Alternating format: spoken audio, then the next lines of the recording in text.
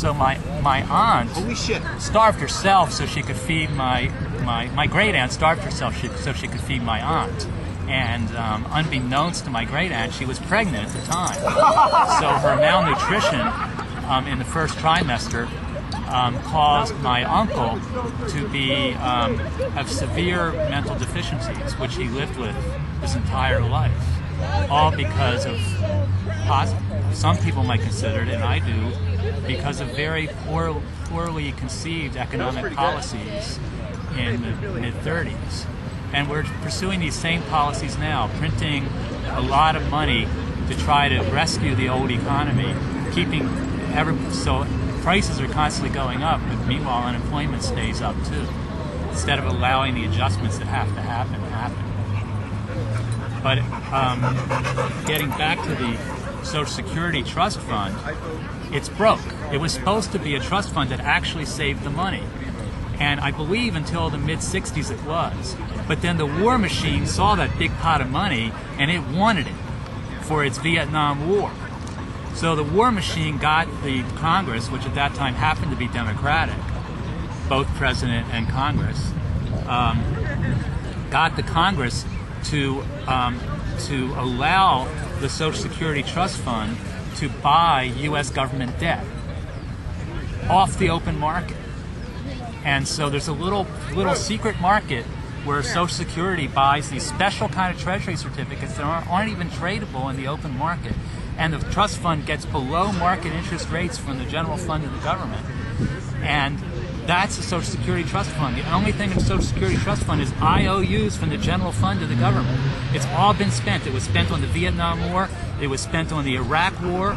It was spent on the thousands of prisons for people who allegedly illegally distributed drugs. It was spent on flying people to torture chambers in Afghanistan. That's where all your Social Security money went. And my opponent has done nothing about that. So the Social Security, and she even said in that town hall meeting that the Social Security Trust Fund wasn't going to go broken until 2017, and that seemed like such a long time ago, 4 years ago, that nobody was to worry about it. Well, it turns out that in March of this year, the Social Security Trust Fund actually had to start cashing in its IOUs with the general fund. Well, the general fund is broke. And the tax receipts are going down because the economy is in such bad shape. And so, where does the general fund get its money? It either has to tax everybody, and I just told you what happens when you tax the poor baker. He can't save for his old age, or have any wealth to help his family out or his community out. And the other way they can make up for all this money is by printing it. And there's a lot there. Or they can sell bonds to the Chinese. Well, the Chinese are getting tired of buying our bonds, and so are the rest of the world, and they're getting poorer too by the economic system that we imposed on the whole rest of the world, the central banking system. So they're stopping buying our bonds. There's a report that the Treasury and the Fed print about how much of our bonds are being bought by folks abroad, and they're really choking on it. They're buying less. So there's a lot of evidence that the Fed has just been printing money and buying the bonds that way. And that way we end up in debt to the Federal Reserve. But they just print the money and put us in debt with the money that they created out of thin air. So that's what's holding up the system right now. Now, we've seen in Iceland, we've seen in Greece, we've seen in Ireland, we're seeing in Spain and Portugal, that when people stop speculating on getting paid back by the government when they buy the government's bonds, if they stop speculating and start thinking that they're making the speculation when they buy a U.S. Treasury that they're going to get paid back with interest, with currency that's of equal value to the currency that they spent when they bought that bond. Well, if they start thinking that bond, that when they buy that government debt, that they're either not going to be paid back by default, which previously was unthinkable, but certainly is being discussed in the case of Greece and probably Spain and Portugal. If they think they're not going to be paid back at all, or if they think that they may be paid back with worthless paper because so much paper has been printed to pay it back, they may stop thinking about buying those bonds. And then you get in real trouble. Then your whole society and your whole country is in real trouble. And they say that can't happen here.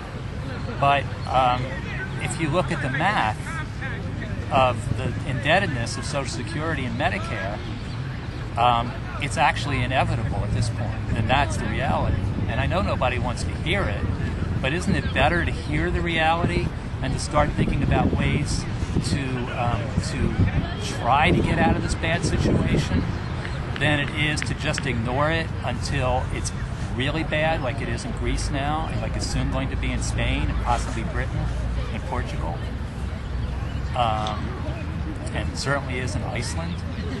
So we need to face reality. The United States is not some kind of blessed country that can ignore all the rules of reality. The reality will come. And for somebody like me who's blind and disabled, and for all my fellow blind folks who really have trouble making a living, and for all the old folks who are trying to save, and for all the young folks who want to have a decent old life, we need to get back to a sane system that actually looks at reality and addresses it ahead of time, and not always waiting for an emergency. So I say to my opponent, beating a plan with no plan is not a plan. And what we need to do is seriously consider how liberty, and each of us being way more free to save and invest without interference,